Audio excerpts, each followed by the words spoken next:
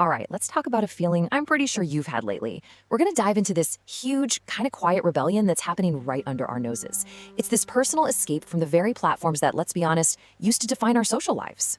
I mean, think about it. You open up an app, you start scrolling, and it feels different, right? It's somehow louder, but also weirdly empty. You start wondering, where did everyone go? It feels like the party's still raging, but are any of the guests even real anymore?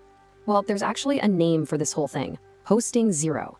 And it's not about dramatically deleting your accounts. Nope, it's that quiet, conscious choice to just stop contributing. You're still there, you're lurking, you're scrolling, but your own feed, it's basically a time capsule from like 2019. So what happened? How did we get here? Well, the vibe shifted. Big time. What started out as, this fun digital scrapbook full of inside jokes and messy, real-life stuff, it turned into a second job. A high-pressure performance where you have to curate your entire personality like you're some kind of brand. And honestly, it's just exhausting.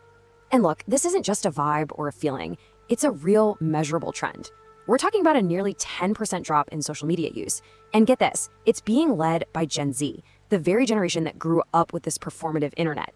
It's like a global exodus happening in plain sight. But to really get why we're all logging off, we kind of have to remember why we logged on in the first place. So yeah, let's go back to the beginning. What was the original promise? What got us all hooked? Turns out we came for some really fundamental human stuff. We wanted recognition, right? To feel helpful. And of course, that sense of community. But underneath all of that was this powerful, kind of unspoken social contract, a principle called anticipated reciprocity. Now, this concept is basically the bedrock of any online community. It's the simple, powerful idea that, hey, if I give something valuable to the group will give back to me. It's a deal, a social contract. But what happens when that contract feels totally broken? And that question, well, that brings us to the next layer of this onion, the psychology of why we're all going silent. Because this isn't just about annoying algorithm updates or too many ads. It's a deep internal shift from wanting to share to needing to protect ourselves. I mean, just look at what we're running from now. That original promise of community, it's been completely replaced by constant algorithm drama, timelines that are just choked with ads, and what feels like an army of bots. The simple act of posting something now comes with this huge mental weight. You're thinking about the likes, the perfect caption, and that constant draining comparison to everyone else. It's work. It's work nobody ever signed up for. And this quote, it just absolutely nails the core of the problem. We fell into this trap of confusing visibility with value. We started to believe that to matter, we had to be noticed, that our lives were only real if they were being broadcasted and, validated by an audience of strangers. This brings us to a fascinating concept called psychological ownership. It's that feeling that something, a memory, an experience, is deeply and truly yours. But the second you post it, that feeling of ownership kind of fades. It becomes public property, right? It's out there for judgment. So people are starting to pull back, to guard their own experiences just to keep them real and to keep them theirs. And this, right here, is the crucial shift we're all feeling. We are moving away from a performed identity and towards a formed one. For a decade, we were all performing for a digital audience, chasing likes as if they were proof we existed. But now, there's this quiet rebellion happening, a move towards forming our identities in private, based on our own values, not the whims of an algorithm. And honestly, it's a pretty radical act of taking back control. Being unseen is not the same as being insignificant. In fact, it's the opposite.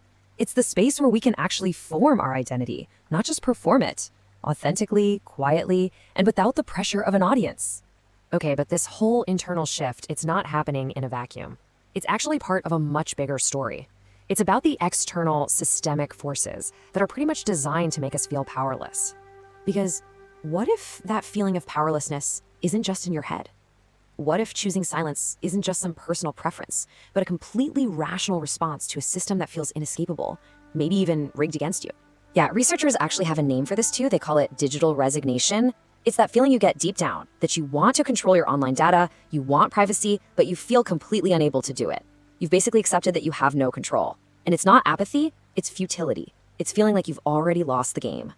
And here's the thing. That feeling isn't an accident. It's by design. The whole system is intentionally confusing, making us feel like we're just being funneled down this digital tunnel where our data is getting scraped and we have absolutely no real say in any of it. In fact, these big companies have a totally predictable playbook for when privacy scandals hit. Step 1, deny everything. Step 2, When the public pressure gets to be too much, acknowledge there's a tiny issue. And step 3, offer up some superficial token changes that give the illusion of control but don't actually fix the core problem. Sound familiar? So let's look at exactly how they cultivate this confusion. They use tactics like placation. That's when they give you those little dashboards that create an illusion of control. They hit you with jargon, using super complex language and privacy policies, so you just give up on reading them. Some people even argue that calling it a privacy policy is misnaming because it creates a false sense of security. It's all part of a strategy to make us feel confused, frustrated, and in the end, just give up. So after all that, where does this leave us? We've gone from the initial promise of social media to the psychological burnout, to the corporate stuff that fuels our resignation. So what does life actually look like beyond the feed? It all started with connection, a genuine human need to share our lives and feel like we belong. But that desire got twisted into performance. Our lives became this endless show for an invisible and honestly pretty demanding audience. And that performance, it led us right here, to silence. A silence that's born from burnout, from resignation, and from a deep, quiet search for something real.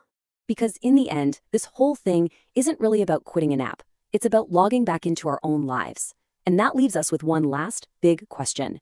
If we stop performing for a screen, who do we actually become for ourselves?